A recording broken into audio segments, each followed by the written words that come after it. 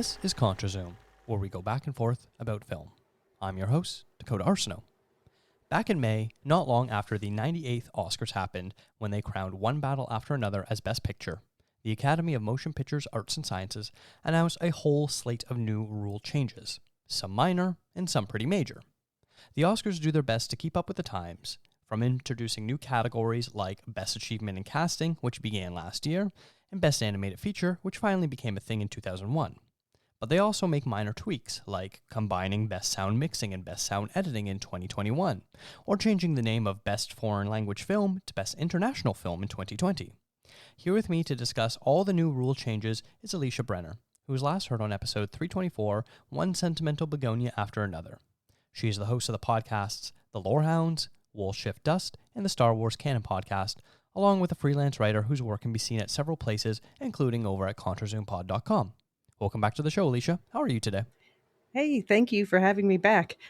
I told you my answer for everything right now. I'm in Europe, for anyone who doesn't know, so my answer to everything right now is hot.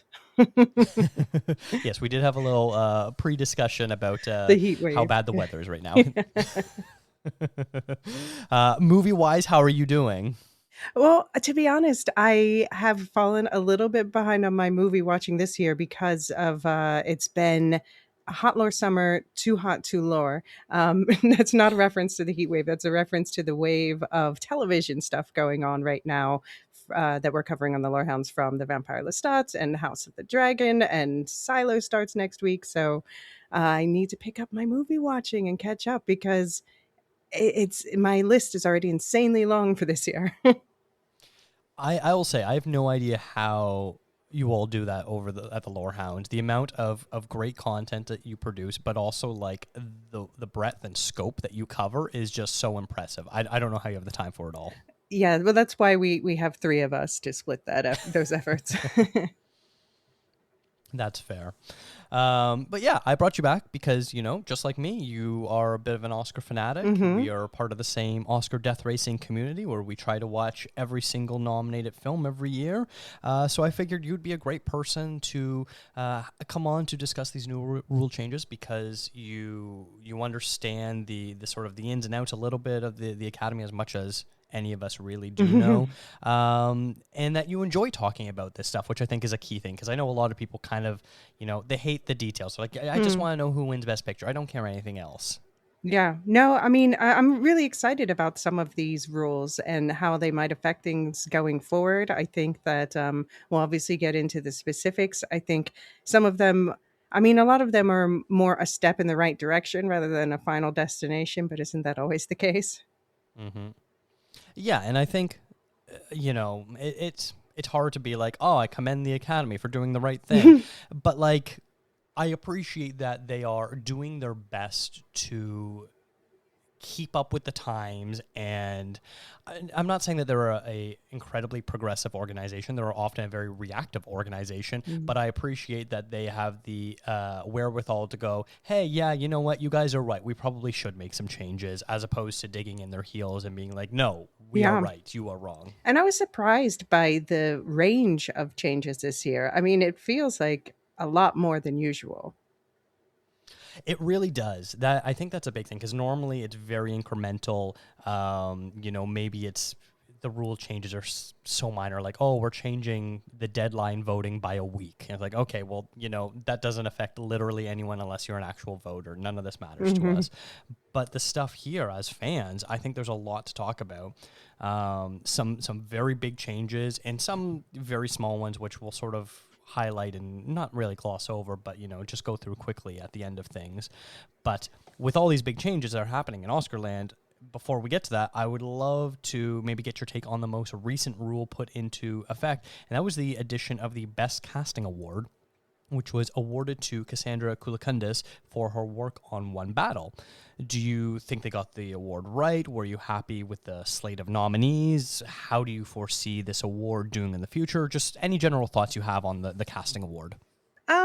I mean, I thought that it made sense that the two biggest films were in there. I'm not sure that I necessarily agreed with all five nominees. I obviously, if anyone listened to me before on this podcast, I wanted Sinners to win that and everything. But I guess this answers the question of or at least it's a first answer to the question of, will this be a sort of consolation prize, or will this be something that goes hand in hand with Best Picture winner? And for this past year, at least, it seems the latter. Mm-hmm. Yeah, I feel like people like us, the whole time we've been saying it'll be interesting to see where this first one goes, but it's going to probably take a few years to get any sort of real data set in terms of what kind of award this is. As of right now, this looks like this could be a predictor to winning Best Picture, but, things could change. I think both Sinners and One Battle had terrific ensemble casts. Paul Thomas Anderson, my last podcast episode was just ranking his films. We talked a lot about how great his ensembles were, especially people who would only maybe have one scene or a couple lines, and how memorable they would be. Sinners also does a great job with that as well too, sort of filling out this world that Ryan Coogler had created. But yeah, it's definitely going to be interesting to see how this goes forward, because sometimes there's going to be Best Picture frontrunners that are two-handers, right? And that's not going to be nominated for Best Casting, or at least I would hope not, because I don't think that's the spirit of the award. But I would love to maybe eventually get some really weird off the wall, nominations of films that we weren't expecting. But here's a question about this year is Project Hail Mary, more or less a two-hander, but one of them is very outside the box. They've determined that, oh man, I'm forgetting, James Ortiz, is that his James name? Ortiz, yeah. That he's eligible for a supporting actor nomination, and I do hope he gets it. But I wonder if there will be times where they think, oh, let's just award the most outside the box castings, or the most, something special, something different castings. Yeah, that's true. Whether that be, newcomers to film, or, people that we weren't expecting, or maybe surprise performances like a puppet one, like in Project Hail Mary. Yeah, it's going to be very interesting to sort of see how this goes, because you're absolutely right. Yeah, it could go a number of ways. All this to say, it's 1 year in. We don't really know what's going to happen. But yeah, all right. Let's go forward with some of the changes. So the biggest one, at least the one that's gotten the most ink, I think, is in the acting world. So performers may now receive multiple nominations in the same category if their performances rank among the top 5 vote getters. This category has long been one in flux. Back in 1930, at the third Oscars, George Arliss, Maurice Chevalier, and Ronald Colman all had two nominations in the Best Actor category, while Norma Shearer and Greta Garbo both had 2 nominations in the Best Actress category. After that year, it was ruled that you can only get 1 nomination per acting category, meaning you could be nominated in both lead and supporting roles, like, say, Scarlett Johansson for Marriage Story and Jojo Rabbit, or Jamie Foxx for Ray and Collateral, the most recent male and female performers to achieve this feat. The flip side of this is that in 1944, Barry Fitzgerald received both a Best Actor and a Best Supporting Actor nomination for his performance in Going My Way. That is, one actor received 2 nominations for the same part in the same movie. This happened because enough voters believed he was lead and voted accordingly, and enough voters believed that he was supporting and also voted accordingly, meaning he cracked the top 5 for both categories. The Academy quickly put a rule in place that this was not allowed, but as stated, performers that finish in the top 5 of nomination voting can have up to 2 performances nominated in a single year. So this is the biggest one, the one that most people are talking about, and right away people are going oh, what does this mean for people like Anne Hathaway, who's in 7 films this year, or I'm trying to think of some other people, Robert Pattinson, this year. Robert Pattinson, Zendaya, people like that who have multiple potentially lead performances. What are your thoughts on this in terms of, do you think this is something that's fair, unfair? Is it maybe making a bigger deal out of something that isn't really that big of a deal? Well, I can't help but think of this in the context of the fact that don't want to say mad, but I was disappointed that I felt like Sebastian Stan last year got nominated for the wrong film. He was nominated for The Apprentice, whereas I thought he should have been nominated for A Different Man. And the question is, if this rule were in place, could he have been nominated for both, and perhaps that might have pushed more people to watch A Different Man, and maybe then he would have gotten more votes for that, more recognition for that role, things like that. So in that way, I think it could be good, in terms of like not suppressing the less seen of an actor's leading roles, or that sort of thing. But then, of course, the question always comes down to splitting votes and how that will affect things. Yeah, because I imagine there's going to be some voters who, using this Sebastian Stan as an example, be like, well, I preferred The Apprentice, so I'm not going to bother voting for both because I want to spread the love. Hmm. Like, that is something that theoretically is going to happen with some people, because obviously we can't get in the mind of all thousands of Oscar voters. Yeah.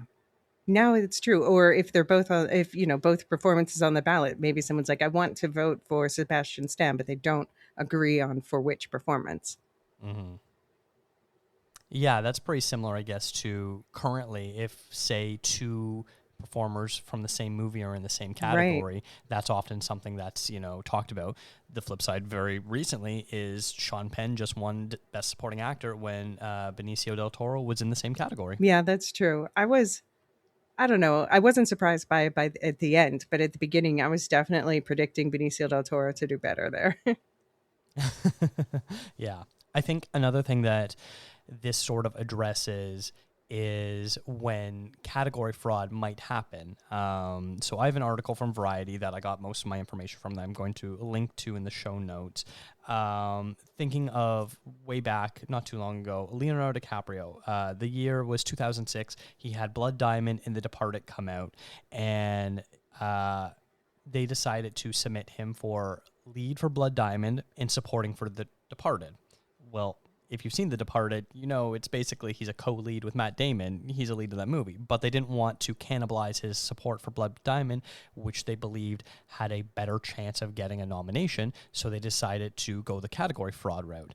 And this is something that probably will get cleaned up a little bit because they won't have to worry about that anymore. Yeah, although there is, on the other hand, then people like Stellan Skarsgård, who for Sentimental Value, they submitted him in supporting, although to me he was clearly a lead, even though he wasn't competing against himself. So I suppose it will still happen, but maybe this will help indeed.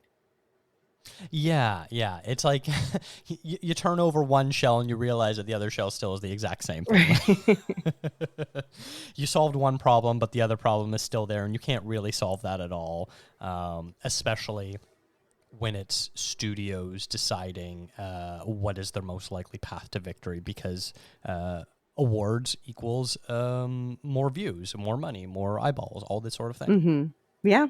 Yeah, and that's to be like, people ask me all the time, why do you even care about the Oscars? It's so imperfect, blah, blah, blah. I'm like, well, everything we do is imperfect. It doesn't mean it's not worth doing. But indeed, what I find most valuable about it, as for myself as a viewer and for the public at large, is that it creates a curated list of films to check out that otherwise might, or in many cases would definitely go, people wouldn't see it as much. So I do really appreciate that about it.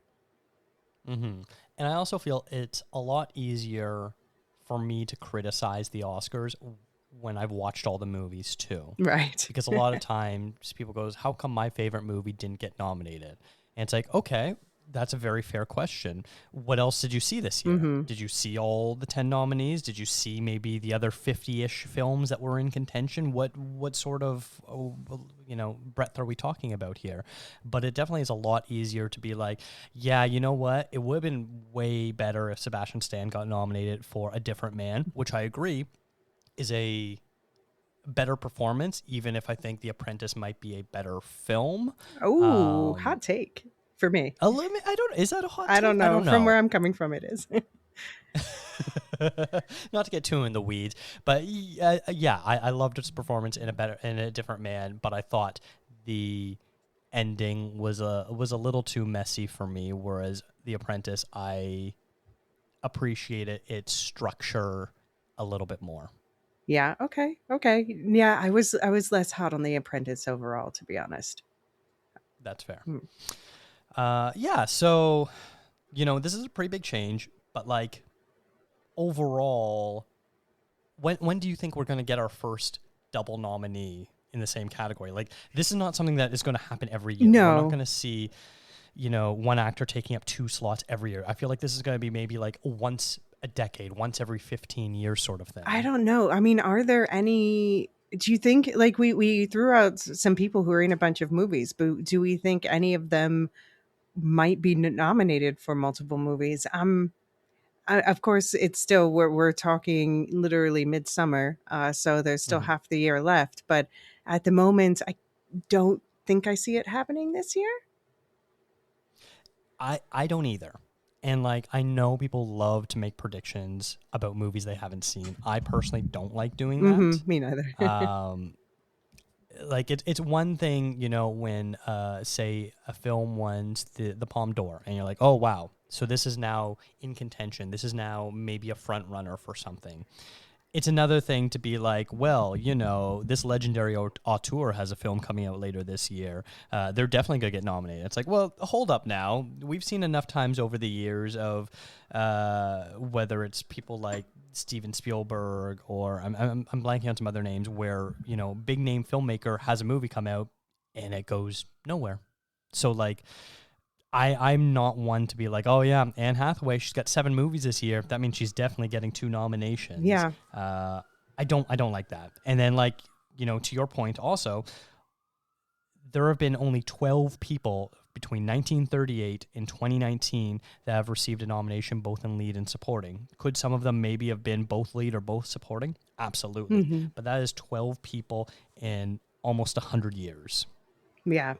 Yeah, so I don't know. I mean, I can't really predict after this year. I do, like, I've started my 2027 film list because I'm that kind of person. But I'm still got my head deep in this year, so it's hard for me to look too far ahead to say when it will happen. But I agree with you that I think I'm glad. I like when there's fewer rules that say no to things. So I'm on board with that, but I think indeed it won't be that common. Yeah. Yeah. So I don't know when we'll get the first one. And whenever it does happen, it's going to be a really big story. Yeah. And that's all anyone's going to want to talk about. But I don't think it's going to be that common. Well, it's like also, there was a tie winner this year and people had forgotten that that's even allowed. I think that it had been quite a while. Yeah, I think this could be one of those kinds of rules. By the time it finally happens, people are like, "Oh, wait, that can happen." Yeah. The tie thing is interesting, especially because there hasn't been that many ties in Oscar history. I don't have the list up in front of me, but I think it's only happened 3 or 4 times total. And almost every time it was before the Academy went on very aggressive expansion of its membership. Right. So the fact that a tie happened recently when less than a decade ago they very aggressively expanded their numbers is shocking, because the more people voting, the harder it is theoretically to get a tie. Right, exactly. And I suppose this one then is a bit easier because it doesn't require having the same number of votes for both roles, just being in the top 5. Yeah, because previously, if this was the case, I'm going to keep using Anne Hathaway as an example.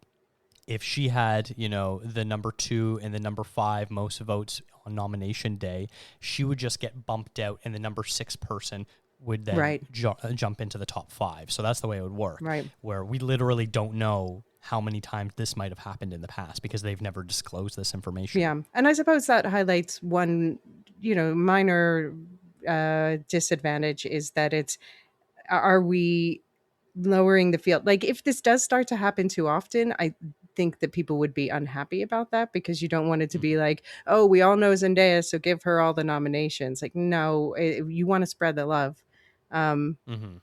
So I think if it started happening regularly, it would probably be something they would revisit. Yeah. And like, this is a weird thing to say, but like a lot of the like top tier actors who, are often in Oscar contention don't really do a lot of films in a year. You have your outliers like Nicole Kidman, who does like 50 projects a year, and I have no idea how she has time for anything. But you look at someone like Leonardo DiCaprio, who basically does one movie every 3 to 5 years. This isn't really going to be much of a concern for him, probably, where I doubt he's probably going to have 2 movies come out in the same year anytime soon. But like Timothée Chalamet, he's been one who's been nominated and people have predicted him to win early on, and then that's fallen off. He's been doing, it feels like it's become more of a common thing where we have certain A-list actors who are just flooding the market with their films. It almost feels like you mentioned Anne Hathaway, but also of course Pedro Pascal gets brought up in this regard, or there's it feels like we are recently getting a certain tier of actors who are just in a lot of films in the recent years, Yeah. this year especially. I feel like that's also cyclical, where like every couple of years, everyone kind of decides, okay, we've seen enough of this person. They're in too many things. When the reality is, using someone like Pedro Pascal as an example, he's been filming for years. Yeah, he's been around forever, and then all of a sudden he has, a couple really massive cultural breakthrough moments, and he decides what's best for his career is to strike while the iron's hot and book as many things as possible, because while it's here today, who knows if it'll be here tomorrow. Yeah, no, I don't begrudge it. If he does a bunch of things, yeah. And if he does a bunch of things now, then that gives him the option down the road to be more picky, to take more time off for whatever reason, either because he's tired, doesn't want to, he has other priorities in his life, whatever that might be. So that's always something that, like, anytime someone goes, oh, Pedro Pascal and Anne Hathaway, they're in too many things, I'm like, okay, yeah, for now, but like give it a year or two, and then it'll be someone different and they'll be taking time off. Yeah. No, I agree. So that's all that. Do you have any last sort of things you want to say about the acting category before we move on to some of the other rule changes? No, it would be funny if it happened this year, the first time out of the gate. Do you have anyone in particular you think it might be? Or no. No. I don't know. I mean, we keep bringing up Anne Hathaway, and I love her as an actress, but I honestly would be surprised if she got one so far. So, I don't know. Not that I'm thinking of at the top of my head. Yeah. That's true. Me neither. All right. Well, then moving on. While this sort of is considered connected to it, it's also a little bit its own thing. The Oscars decide to make a stance on AI, which I am very happy about. So it's not really a rule change, more of a rule clarification, and that is that roles must demonstrably be performed by humans with their consent are now considered eligible.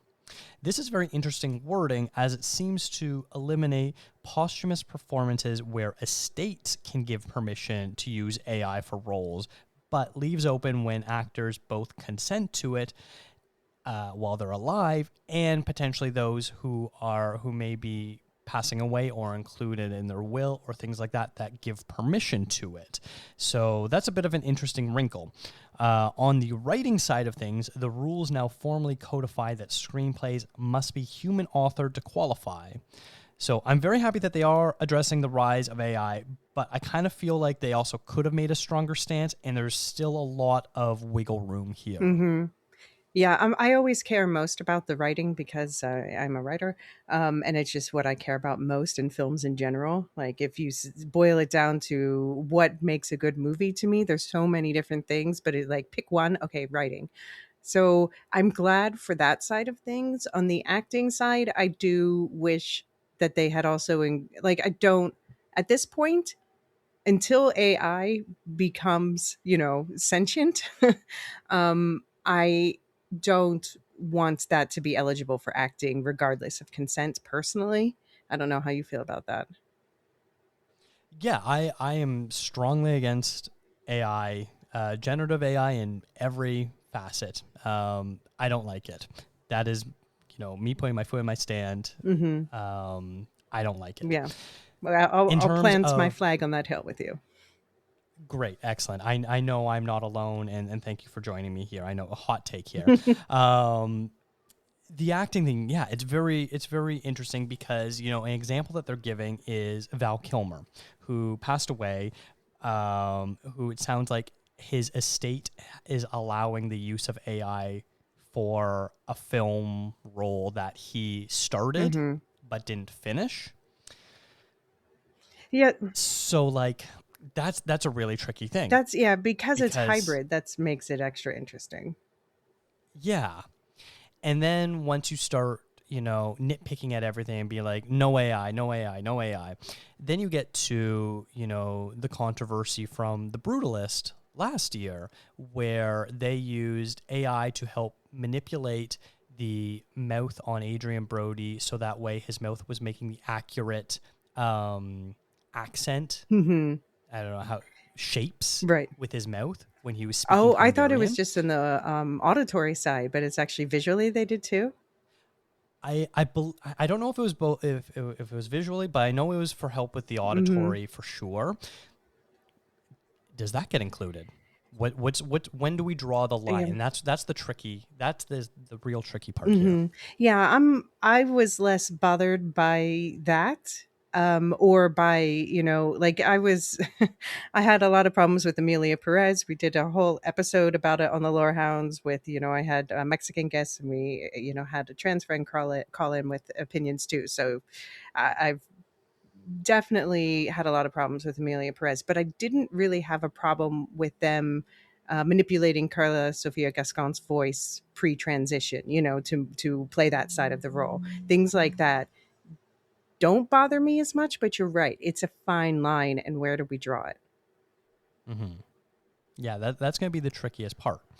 And then, of course, this with consent part is the one that, also kind of makes me worried. Like, say an actor books a part, knows that they might have a terminal illness, and, this is their swan song, and they include in the contract, if I happen to pass away before filming is completed, you're allowed to use AI.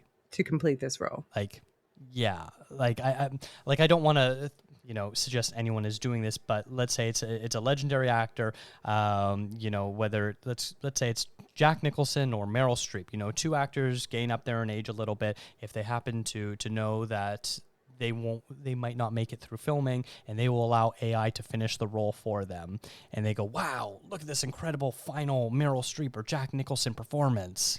Yeah. Okay, so here's the thing, because when you bring up, on the one hand, Val Kilmer, a part of me, like, I am actually a big Val Kilmer fan, and I think that he didn't get enough awards recognition in his life. So part of me is like, oh, I want him to be eligible, even though I don't think it matters in this case anyway. But someone like Meryl Streep, I'm like, she's gotten plenty of recognition for the roles she played while alive. Like, I'm um less willing to extend that grace in that case, which is, I suppose, slightly hypocritical of me, perhaps.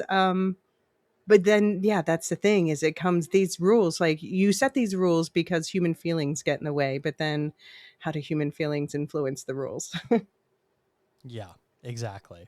And then on the writing side of thing, I think it's great that they're saying that. Let me read back the for the writing. Must be human author to qualify. I know that there is software out there to detect AI writing, but then what happens when writers use AI as a jumping off point, and then then just rewrite it in their own language, Right. their own words. Is there a difference I there? mean, I like to think that until, again, until we've achieved the singularity and AI is actually conscience, then I like to think it's not possible. And I was listening to, oh my gosh, what was it, Planet Money podcast or something? But they were looking into the new wave of AI written books that are coming out, and do any of them qualify as quote unquote good in the sense of them selling well? And thus far, no, none of them are getting good reviews, and none of them are selling well. So I don't think AI is really there to is far enough along for this to be a concern in the immediate period. But I'm glad it's something that's already being discussed for the future. And the question is, yeah, I don't know if it's just hard for me to imagine, and I know this is perhaps a prejudice of mine, but it's just hard for me to imagine this regurgitative technology that we call AI right now actually producing something that would be award worthy. And it would be so depressing Mm-hmm. if it did win. It would be so demotivating, or, yeah, you know what I mean?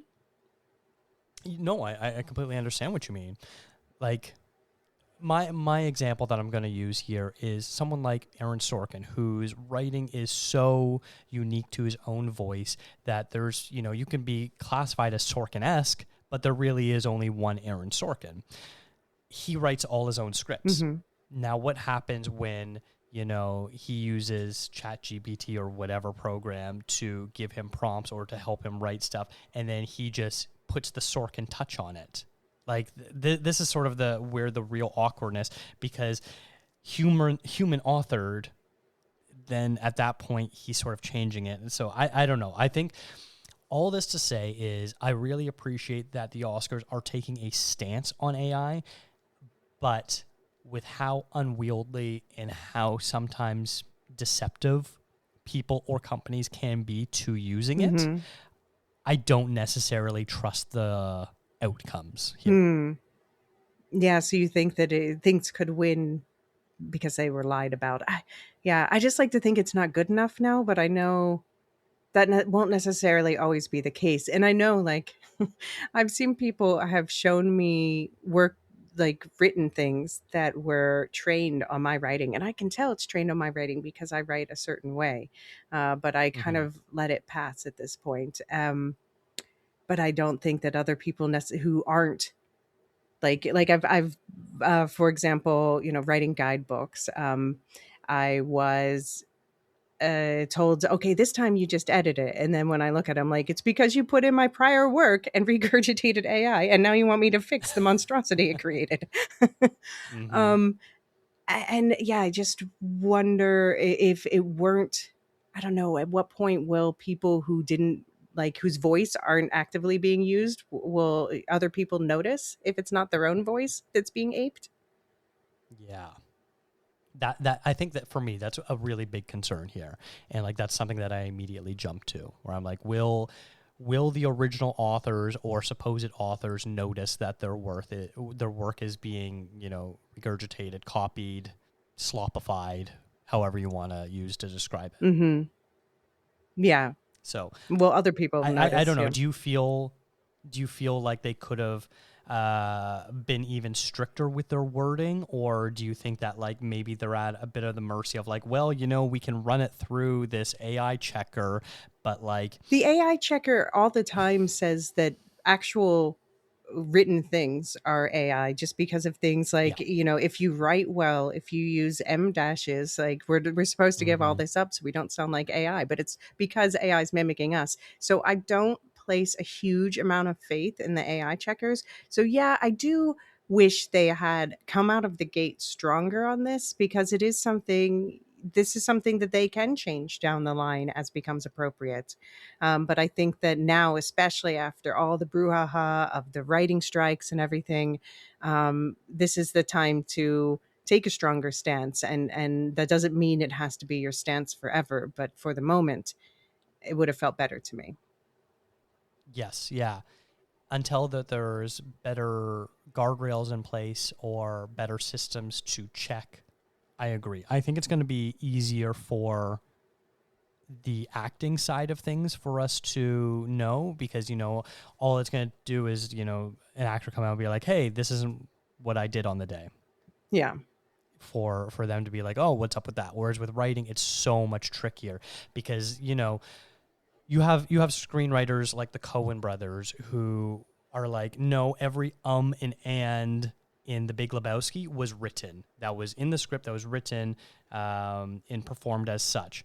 But then you have some directors who will write a script and be like, okay, now actors, say it in your own Right. words. Here's my words, say it in your words.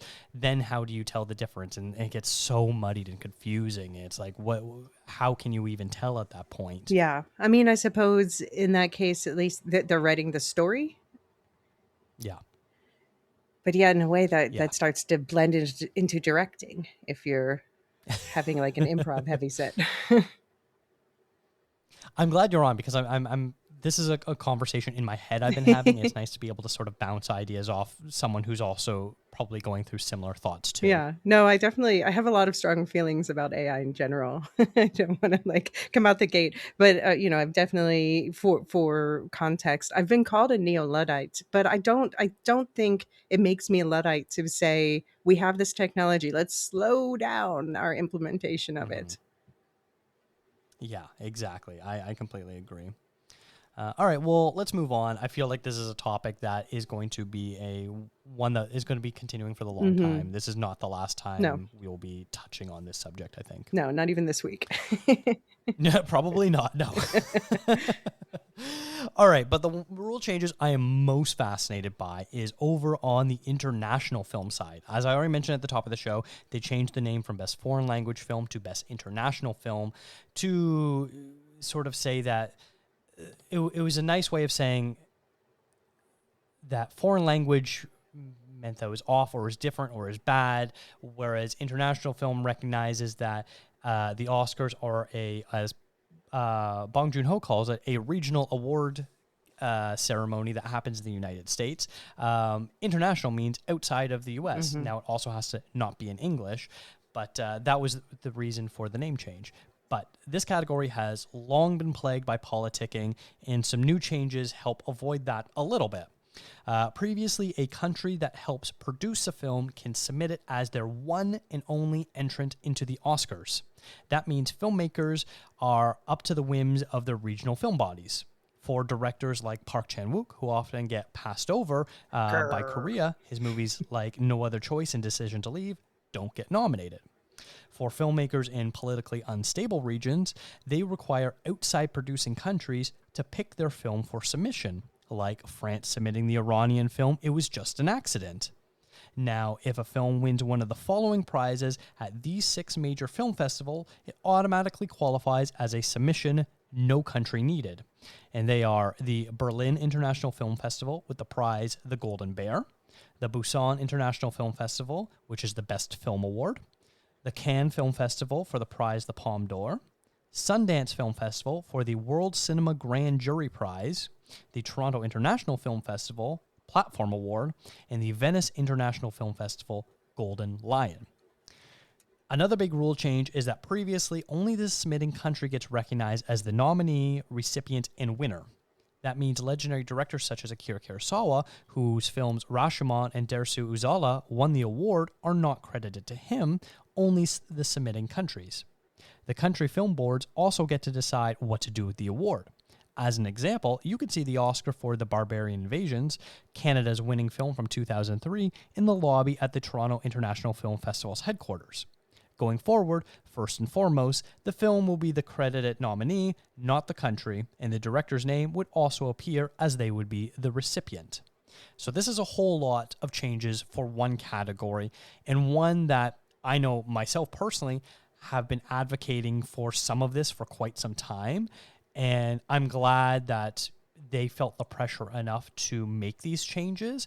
And I think out of all the changes that they've made, this category, I think they are on the best track of nailing the way it should be. What are your thoughts on kind of all that? I know that was a whole mouthful there. Yeah, I think that this is definitely a big step in the right direction. When I was saying at the beginning, there are certain things that are, a step in the right direction rather than a final destination. I was probably thinking first and foremost about this whole adding the winners of these major film festivals as being eligible.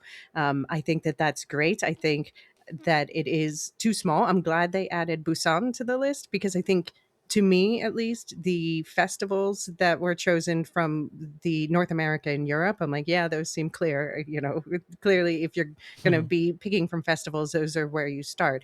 And so I'm glad they added Busan, but I think they need to obviously go a lot further to making sure that more international parts of the earth are represented, that there should be a few on each continent, I would hope one day. Mm-hmm.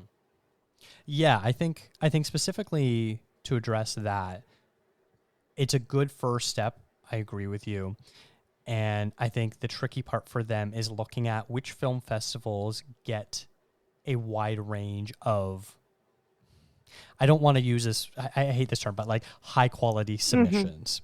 So we know at Cannes, they're getting the best of the Mm-hmm. best that they can get. You know, we have regional film festivals everywhere in your local hometown. I bet you have a film festival that plays. Should that be eligible? Probably not, because they're not getting the Right. same quality. We But can't like, have I thousands. feel Yeah. so. Yeah, I feel a little elitist saying that.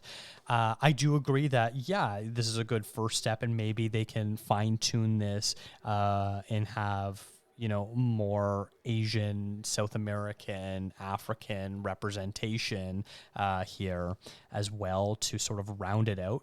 But in terms of like, okay, this is a first step. We're on solid footing as far as a first step goes. We are going absolutely in the right direction here. Yeah.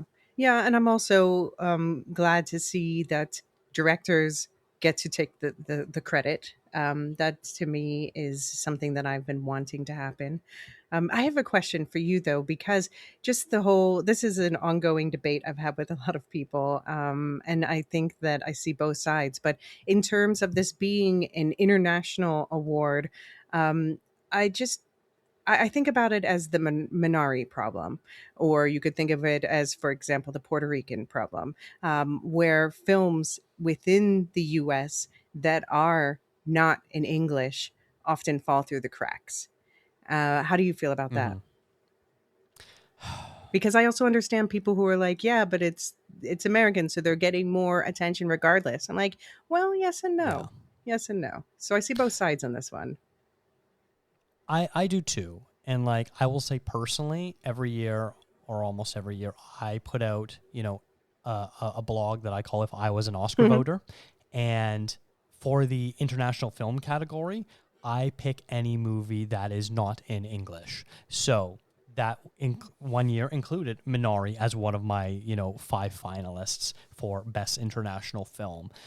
In terms of what I think the Oscars should do, I the problem is I don't think there's a right answer. And no matter what, they're going to make people mad or frustrated, and it's tough because you know, a film like Minari, which was released by Neon, had the full weight of a potential American marketing team behind them.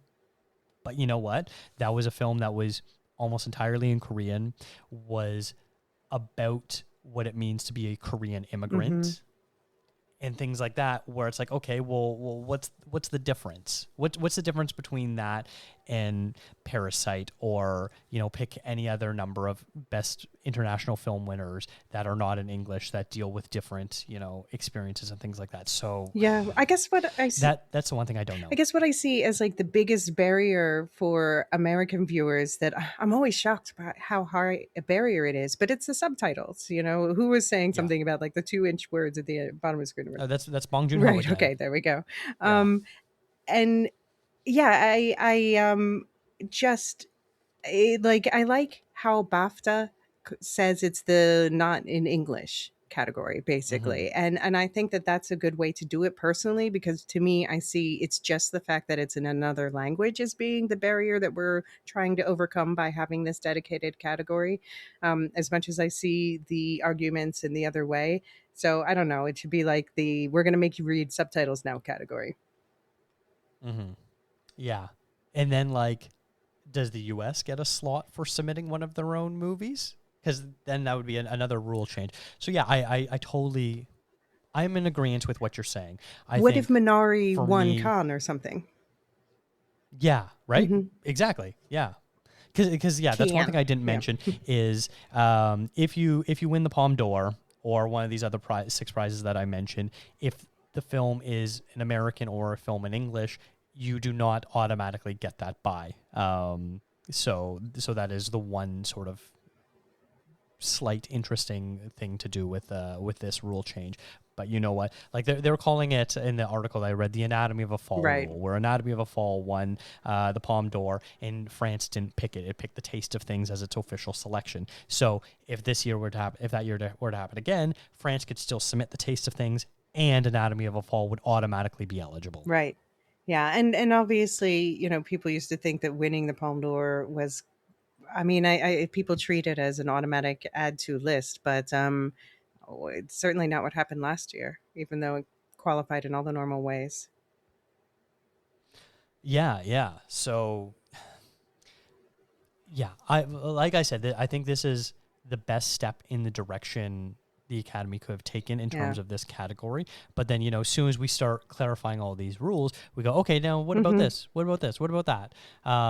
It's not going to be perfect. I Yeah. would No, it's not. And good is not the enemy of Mm. perfect. And this is a good step in the right direction in terms of recognizing that. Um, you know, like I said with Anatomy of a Fall, that's a big thing where, due to whatever reasons, France thought that The Taste of Things was going to be their more likely bet to get a nomination, and it didn't even get a Hmm. nomination. Whereas Anatomy of a Fall ended up getting a bunch of nominations elsewhere, and I don't know, did it win anything? Did it win a screenplay? I can't remember if it did or I not. can't remember, but it certainly got a lot of attention. Yeah, it got like 4 or 5 nominations, including for Sandra Hüller as But well. also that it got attention from people who don't I know personally who don't normally watch international films, and we're like, oh, but that one was great. It's true. Yeah, that's absolutely true. But I do love that the filmmakers are now going to be the credited nominee and recipient because, I mentioned Akira Kurosawa as someone whose films won this award twice. Those were the only Oscars. He never won an It won Oscar, which is screenplay. I just looked crazy it to up. It me. did win screenplay. Anatomy of Yeah, a so Fall? nominated for Best Picture, Okay, Best Director, Best Actress, Screenplay, Original Screenplay, and Film Editing, and it won Screenplay. fantastic. There we go. Yeah, so someone like Akira Kurosawa, who like one of my all-time favorite directors, technically his films won 2 Oscars. He doesn't have any Oscars, which, I know they're not the end all and be all, but like it would be great to be able to be like, hey, Akira Kurosawa won 2 Oscars. Same with someone like Ingmar Bergman. His film, he won the Best Foreign Language Film Prize 3 times. I know he got some other nominations and wins for other stuff, but like similar boat sort of thing. Like Bong Joon Ho should have gotten the Oscar for Parasite. Mm-hmm. Agreed. Yeah. Things like that. So yeah, I'm very happy that it's going in that direction because congrats Korea, you picked the right movie to be nominated and it ended up winning. Why do you deserve this Yeah, prize? exactly. You don't. Exactly. We allowed it to be published, to be, Yes. released. Thank you. How magnanimous of Um, you. I think more so for, using It Was Just an Accident as an example or The Seed of the Sacred Fig as an example, from where you have filmmakers from politically unstable regions who don't take kindly to filmmakers depicting their regimes or their countries in a negative light, obviously will not submit those films, but they still get the chance to because, France submitted It Was Just an Accident and Germany submitted The Seed of the Sacred Fig. But, it would be nice if Jafar Panahi and Mohamed Rousseff to get the recognition that they deserve and not the Hmm. countries. And also, I guess the question is who's funding the campaigns too? Because when they submit for the country, aren't they filing like the whatever committee is local to each country? Aren't they the ones filing the paperwork and doing all of that? Mm-hmm. It is that is the case. Yeah. So if they, I mean, I suppose because I know here in the Netherlands, there's discussion of like that they choose strategically, basically because they say it costs a lot to run an Oscar campaign, so they choose Mm-hmm. films that have already won somewhere else or something like that, rather than films that maybe have the best reception at home. Um, so I wonder how that affects things if the film gets in because it already won, just because it won the award. Is somebody running the campaign for it financially? Yeah. And like I would say 9 times out of 10, this is such a non-story and, it's an easy selection. But, there's more than enough cases where that's not true, where there is debate or, what a film that might be more profitable and then one that is more artistically well received. Like, then you get into that debate or, the Park Chan-wook Mm-hmm. of it all, where for some reason Korea just doesn't like his films, yet he's a huge hit internationally in the rest of the world outside of his homeland. Yeah. Yeah, that's always like what's the rule that's implemented that's just like just start nominating his films. This is ridiculous. It Yeah, shouldn't even yeah, be for up to sure. Korea. Like no other choice should have been nominated for screenplay, for cinematography, et cetera, for best actor anyway, you know? Yeah. Yeah. And then like I know some countries it's something as ridiculous as a 3-person voting body Mhm. decides. Mhm. And it's like, "Oh, 3 people decided that this is the movie? Okay. Oh, What are their agendas? yeah. What are their beliefs? Why how did they get chosen?" And that's obviously the Oscars can't control how each Right. country has their own movie governing body. They are not a legal organization that has worldwide Well, it's policing. because it's interesting. For instance, last year, Israel, they have a rule that the winner of their biggest film award is automatically the submission. And so the film that was submitted was called The Sea or something. But it was a Palestinian friendly film that the government itself would have never in a million years selected. So is that should there be something, some sort of at home qualifying thing where the films are selected by some local awards body rather than whatever myriad interests there might be Hmm. as you're discussing? Yeah. Yeah. And like all this kind of circles back to like the original concern of back in the day when international film was kind of really gaining its footing, you had countries like Italy and France were the dominant countries. And if it was the case where, you could submit a number of films, it would be, 3 French films and 2 Italian films. Now, obviously, that's no longer the case. There's plenty of other powerhouse countries around the world, Japan, Korea, Iran. Like, pick a country, and they've got a great film scene. And so this sort of allows them to have 2 films, and there is concern of like, oh, that just means that France is going to get 2 nominees every Right. year, sort of thing, or insert whatever is the hot filmmaking country at the moment. Um, is that something that you think is going to be a bit of an issue where it's like, oh, we're just saying the same countries over and over again, and we're not going to get maybe a surprise pick like Lunana, a yak in the classroom from Bhutan a couple years ago, which is not a filmmaking hotbed? I mean, I suppose there's two sides to this because on the one hand, it is notable that this handful of film festivals that qualify so far obviously include Cannes and Venice, which makes sense. Actually, I totally think they should be on the list. You could also say that gives France and Italy yet another advantage, or Germany also with Berlin and things like that. But we have been seeing international films in recent years often winning these awards. So perhaps we are reaching now more of a place that there is just more curiosity amongst cinemaphiles, particularly at these big film festivals, these big international film festivals like that, that it self corrects to a certain degree. Do you see a change like that? I think it's sort of similar to our conversation about actors getting 2 nominations for this in the same category, where yes, it could happen, and probably I think it was more likely to happen in the international category than say the acting categories, but it might be something that is going to be a little cyclical. One year France is going to have 2 nominees. Maybe the next year Japan's going to have 2 nominees. Maybe the next year after that, there is no repeat countries. So that's something that's going to be interesting to see sort of how that plays out.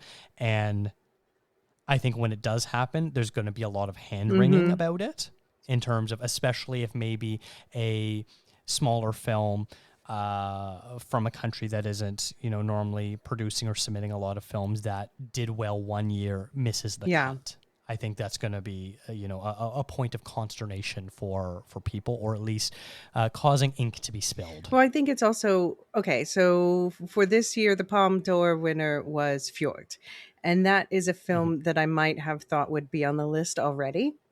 So Yep. that is a co-production of Romania because of the director, Norway because of the setting, Denmark, France, and Sweden.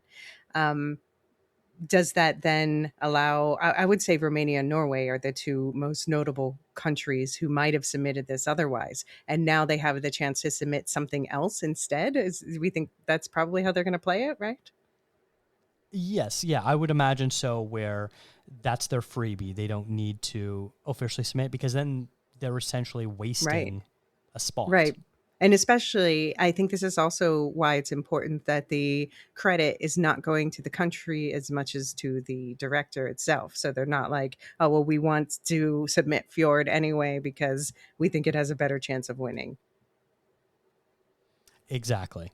Yeah. And I know, you mentioned Israel there. I know that there are other countries, I can't think of them off the top of my head, that have a similar process of if it wins our top prize, that is our submission. I know I've read that for other countries as well. So, like, there might be the case where maybe Norway is like that, where Fjord wins their top prize and they have to submit it. And then maybe they have to go through their own bylaw changes of overruling that, if one of our films wins one of the prizes and becomes eligible, do we then get to pick our runner-up? Or do we get to pick any movie? How does that work then? It's funny. As soon as we start talking about this, we're opening Pandora's box and we answer one question and 10 more pop up. Yeah. I mean, I think of like in terms of what if the top prize went directly, and I can't, of course, I think first of like, okay, who was winning the Dutch top prizes? And it's like, last year at least, it still wouldn't have solved my problem because actually the relatively obscure film the committee chose, I still think it's a better film than the one that won the Golden Calf as the top prize here. So, no matter what, there's just going to be results that people are going to be unhappy with for one reason or another. Yeah, yeah. And like, there's also going to be cases where, going back to Anatomy of a Fall versus The Taste of Things, I know I unfortunately haven't seen The Taste of Things, so I can't comment on it. But I know I people didn't like it. who I was gonna say I know people who absolutely loved it and preferred it to Anatomy of a Fall. And so then, like, who are we to say that they are wrong? Me. No, I'm just kidding. I know a lot of people liked it, but I didn't. Alicia says. Where's the Alicia picks rule? Yes, exactly. Right? I mean, but at the end of the day, like if it had been nominated, I would have been like, I was, part of me was like rooting against it and rooting for Anatomy of a Fall in terms of just getting nominations in general, even after the selection had been made, just because I liked Anatomy of a Fall and I didn't like The Taste of Things. But had it been nominated, I couldn't have said it didn't deserve it. Yeah. Yeah. And so I think for me, the last thing I'll say about this is, as frustrating as it is that someone like Park Chan-wook is consistently overlooked by his own country, I think this is a better rule change for people from politically unstable regions or where their art goes against their government's wishes. And this is a way to sort of bypass that. So does it still suck for someone like Park Chan-wook? Yes. But for someone like Jafar Panahi, I think this is a better clarification for the rule for someone like him. Right. And I think an important thing is also how these rules contextualize how voters should think about a category. And I think we shouldn't underestimate the role that it plays in that. And in this way, maybe it encourages people, and we'll talk about some other rule changes that I think might especially encourage people to think more outside the box. Yeah, I would hope so. Like, I know the big issue was introduced last year. You had to have seen all the nominees from a category to be eligible to vote for it. And of course, you could still lie and say you saw them all, but it's hoping to encourage better movie watching and voting trends. So that's all this stuff is stuff that's very fascinating, that it's going to be very interesting to pay attention to see how this is going to change, because this is such a fluid process. Like none of this is ever set in stone. And anytime we think things are settled, they might come around with another rule change or another adjustment to the way the process works or the submission process or the voting or whatever it Hmm. is. Yeah, I mean, I think in general, with everything in life, um, that in business you learn, like, you put out the a model that you're working on so that you can work on it from there rather than waiting for it to be perfect and releasing it into the world. And by making these rule changes, they can stress test them a bit. They can open these discussions like we're having right now, and it's not fixed forever, but by taking a stance, by pushing things in a certain direction, at least that's movement rather than just stagnation and fearing change. Yes. And all of these rule changes, anyone who's ever been a critic of the Oscars or the idea of awarding art in general are never going to be happy Hmm. anyways. So it's like, you know what, let's not even focus on that sort of things. How do the Oscars or other award shows like this make the product the best it can be? And that's what they're trying to do. Yeah, yeah. And I think that by Okay. that by taking the effort to do this, it shows that they care, and that's honestly, to me, the most important baseline. 100%. I agree. Yeah. I think that's a very great way of putting at it because people like you and me, we care a lot about it. It's nice to show that they care about themselves Hmm. too. All right. Well, let's move on. There's a whole bunch of other small things that like I'm going to very quickly run through. And Alicia, if there's anything that kind of catches your eye that you have an opinion on, please jump in and let's talk about it. In the casting category, which is obviously a brand new one, the number of statuettes awarded will increase from a maximum of 2 to now a maximum of 3. I'm guessing this is so that way if there are, sometimes there'll be multiple casting directors. If a film takes place in multiple countries, they'll have local Yeah. talent. Or maybe the casting director assistant played such a huge part that they are also included in the nomination. So this is something where, like, I get it. You can't give out 100 Hmm. Oscars for one award. Yeah.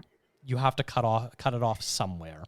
But I think this is them realizing that, there were enough submissions this year who maybe were like, hey, we really think that there should be 3 people that are nominated, but you're forcing us to exclude someone that was vital to the process, and we don't think that's fair. Exactly. So whatever it is, I think they clearly must have listened to their voters, their Yeah, members. I'm more keen on having people be eligible based on a certain that they have a certain percentage of influence on the film, or however you want to measure it, like that, that they have a certain role, rather than, I think there have been a lot of cases in the past, like, remember when you used to only be able to nominate one director?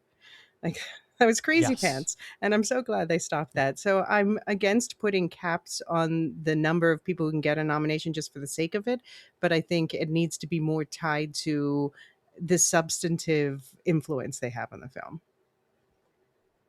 Yes, yes. And I think they do a pretty good job about that already. Like I know for, Best Picture, which goes to the producers, they really scrutinize who was the most involved in producing this movie, not just, hey, I gave you a bunch Right, of money. exactly. Yeah.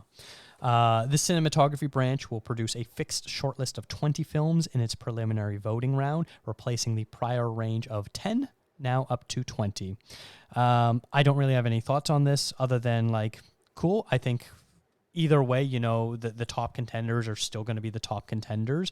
It's nice that we might have a bit of a wider selection and maybe a film that is late gaining steam could be included in the 11 to 20 range now has a shot of a nomination, whereas before, maybe the nominations came out a week after a movie comes out, you're like, oh man, they forgot about this movie. Now it has a chance potentially. Yeah, for me, this is, yeah, I just, I want to see a wider variety of films. It's bothered me a bit that we've seen in recent years it's still 50 films in total. Let's put aside like all those single category films like the shorts, that gets rid of almost Hmm. half of them. So then it means that the same films for most of the categories are getting nominated over and over and over. And I think probably the next one you're going to bring up is the hair and makeup branch. But I have to shout out Hmm. that this past year, to me, that became the most exciting category because they've already had tightened up their rules before. um, it forced people to consider more outside the box things, and that's the only reason why Cuoco and the Ugly Stepsister, which the Ugly Stepsister especially is one of my favorite films. Cuoco, I'm so glad it got recognition, and that would have never happened if not for rules like we need to force people to consider a wider variety of films before nominations are done. Absolutely. And speaking of that, in the makeup and hairstyling, branch members must attend at least one of the final two branch round tables to be eligible to vote in the preliminary round. And, I Yes. think already films like Kokuo and The Ugly Stepsister are the types of films that would lead to this, because otherwise, yeah, you're right. It's going to be the same, 5 to 10 films that we all talk about. It's like, great, what do we think about the hair and makeup in one battle Hmm. after another? Well, Yeah, it was sure. fine, but like it wasn't pushing the Hmm. boundaries like Kokuo and The Ugly Stepsister were. And so it's great that films like that Yeah. can be nominated, and Justice hopefully for 28 years by later. Sorry. hopefully by, forcing their members, it's a privilege to be a voting member, and they're wanting to make sure that they understand the privilege that they have and be like, hey, let's talk about these movies. Let's discuss these movies. Who's pushing the boundaries? Who is doing the most innovative stuff? Who is doing the most stuff? Who is revolutionizing the hair and makeup? All this sort of stuff, where it's great that like they're considering that. Yeah. No, I agree. And so I think that with cinematography saying, okay, now it's a fixed 20, and with I do think that more categories need to lean more toward the hair and makeup, where yes, let's have there be presentations that preliminary voters have to attend so that they really consider these others. Um, Hmm. I would love to see even more movement in that direction. But by saying you have to watch these 20 films if you want to participate in nominations, I think that could only be a good thing. I know it's a lot of time, but hey, we Yeah. do it. So, In visual effects, all Academy members must view the 3-minute before and after reels from the visual effects bake off to vote on the final same deal. round. Yeah, That makes same sense. deal. Yeah. I love, like, we aren't really privy to what happens in the bake off. We usually get like a Yeah, summary of release it. those. And like even just yeah, oh, I would love it. I would love it if we could. But even just reading the summaries of the Hmm. bake-offs, I feel like I learned so much, especially in like the visual effects branch. Where like, oh wow, this is what you did, because most of the time, good CGI is invisible Right, CGI. right. Yeah, no, So I yeah. agree. I think that that's another move in the right direction, and I see no reason to not share. If you're making these presentations, there's no reason not to film them or share them with a wider audience, so that more people, even if they don't get nominated, more people have a chance to appreciate the craftsmanship that goes into making the top films. Hmm. And not that I'm suggesting that you can get away with voting without watching the movies. I think, specifically maybe the visual effects side of things, a 3-minute video highlighting the before and after and what the teams did does a really great job of summarizing why the nomination or a potential win a film should get. And so I think that really helps, will really help voters. Agreed, absolutely. The original song category also received a precision update for songs submitted as the first new music cue once end credits begin. The submitted video clip must include the final 15 seconds of the film before the credits roll. I have no thoughts on this. I don't really understand why you need to include the final 15 seconds of the film before the end I credits roll. understand. I understand the Um, concept, but I think they need to do more time, like at least at least like a couple minutes, because I understand, yeah. if it's the first credit thing, it needs to summarize the film. It needs to, you need to feel like it's importantly bonded to the film and not just a random song slapped on.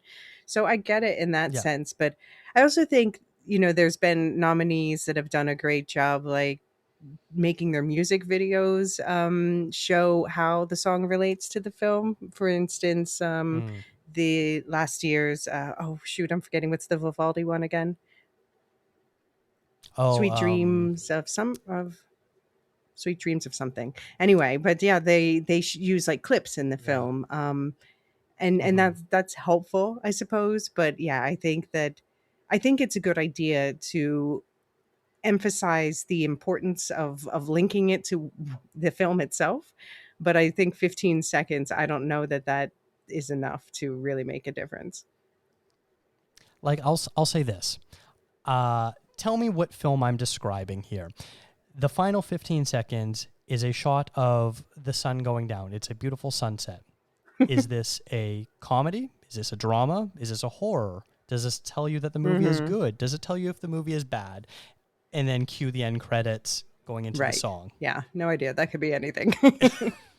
Right? It could be anything. So I don't know. It's one of those rules where I'm like, what was the debate going on internally that led to this decision? Because I am fascinated to know, why did they decide to institute this? Who is complaining, being like, I don't like just the end credits popping up. I need to see the final 15 seconds. But why Why? 15 What is your seconds? Why reasoning? 15?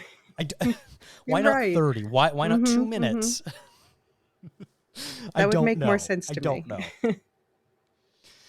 I wonder if this is something that maybe we get more information down the Mm. line. It's like someone speaks out about it or something. I don't know. It's all very confusing.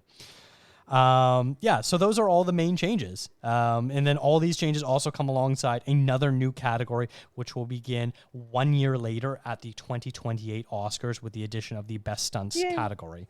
So if I was not clear, everything we talked about today goes into effect for next year's Oscars. These are immediate improvements, changes, adjustments to the rules.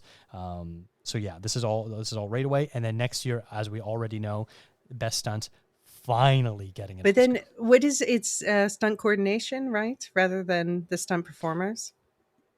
Yes, it will be the stunt Yeah. coordination or the stunt director Hmm. or whatever title they use. I know coordinator is the technical term that most film productions use now, in terms of they are the ones designing the stunts.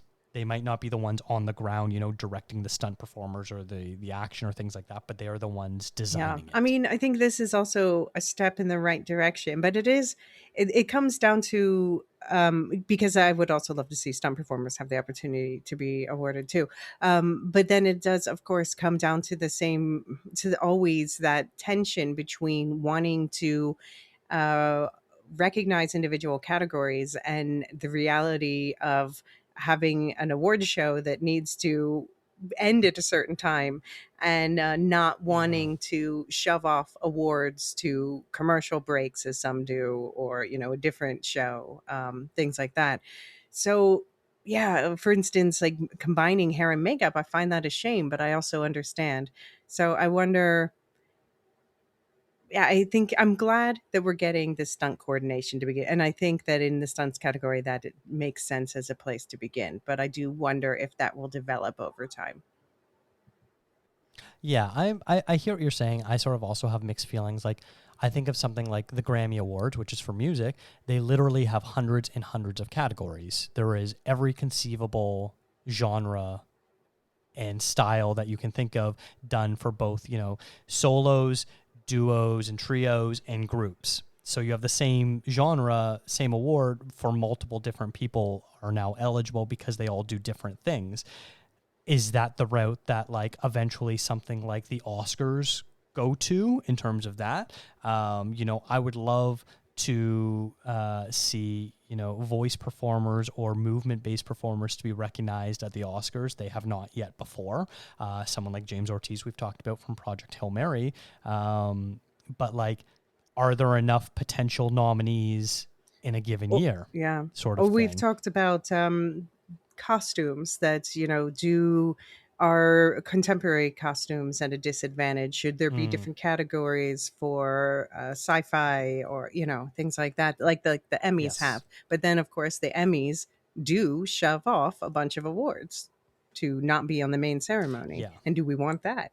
Because every time they try to do it, we are ready to throw We fists. Yeah, revolt.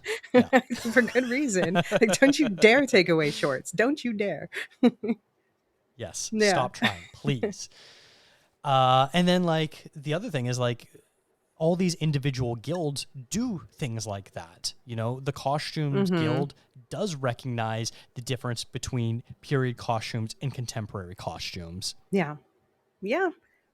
So like, are we just doubling up on awards that already Hmm. exist? And like, I know you said you'd love for stunt performers to get recognized. They Right, do of have their course. own award ceremony and group to vote on different awards and things like that. Like for me, I don't know. I don't think they've quite clarified exactly who is eligible for stunts. But for me, you know, I would like to see, you know, the Mission Impossible type of films right next to musical films that have, you know, lots of dancing and movement and things like that, because that is also a kind of choreography and stunt. And, you know, when you're planning things out, it's the exact same thing. So nerds like us might know in a given year, who's won these precursor awards. Most general people don't know that. They might only know who won the Oscars, if anything. So they're not getting the same amount of recognition, but at the same time, and I was saying that I like the Oscars as curating these lists of films for people to pay attention to. But if we put too many films on the list, people will stop paying attention, because humans just don't have that broad of attention Mm-hmm. spans. Basically, it's too much. It becomes too much. So we do have to be careful about this balance, and it's tricky. Yeah, yeah. No, I think that's a very good point. And I think it's one that's going to be a bit of an internal struggle because yeah, there's definitely going to be people who are like, no, more is better, and then there's other people who are like, no, I like it curated.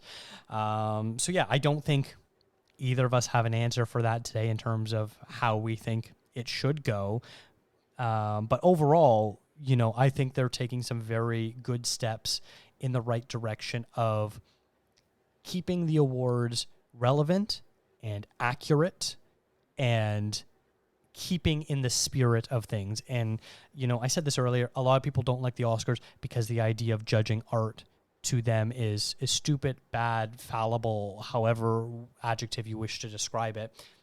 Yeah, we get that. Like, I don't need to be It's told yeah, that. I'm well aware of that. I still enjoy this, though. it's Yeah, subjective. Yeah, I think the wrong film won last year, but a lot of other people disagree with me, and that's fine. That's at the end of the day, it comes down to opinion. But the point is, at least we're talking about these films. exactly. At least we're watching them and considering their contents for both, art and also society and everything else that they contain.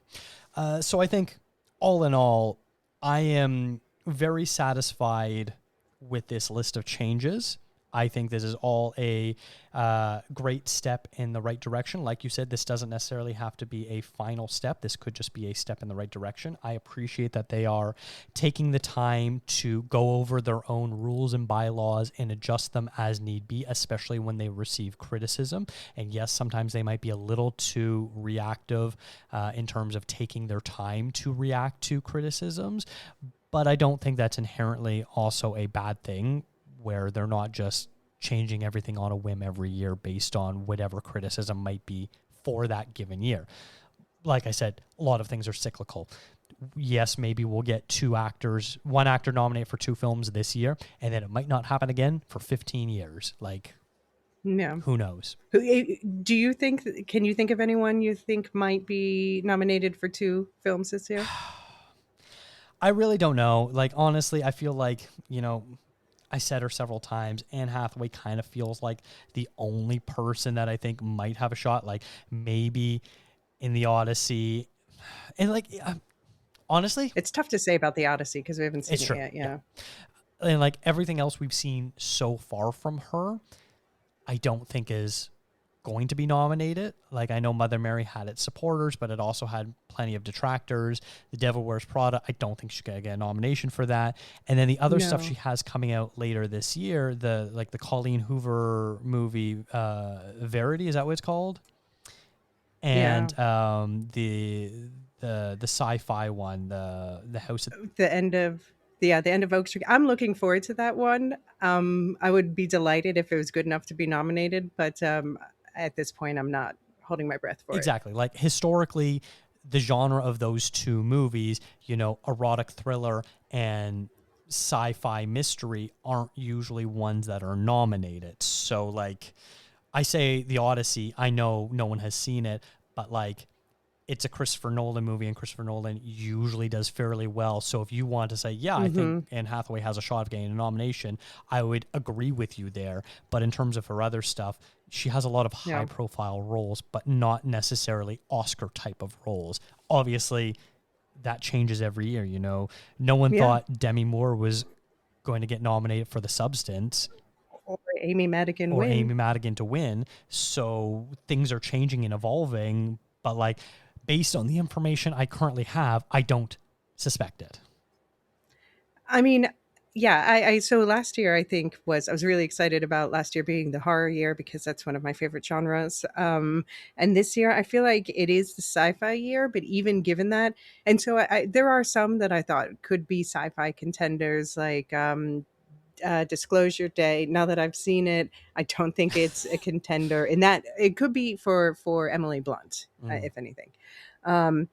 But I still see like Project Hail Mary, Dune. It could be the sci-fi year, and maybe like something like The End of Oak Street, if it winds up being really good, gets swept up in it. But at this point, obviously, there's no awards buzz around it.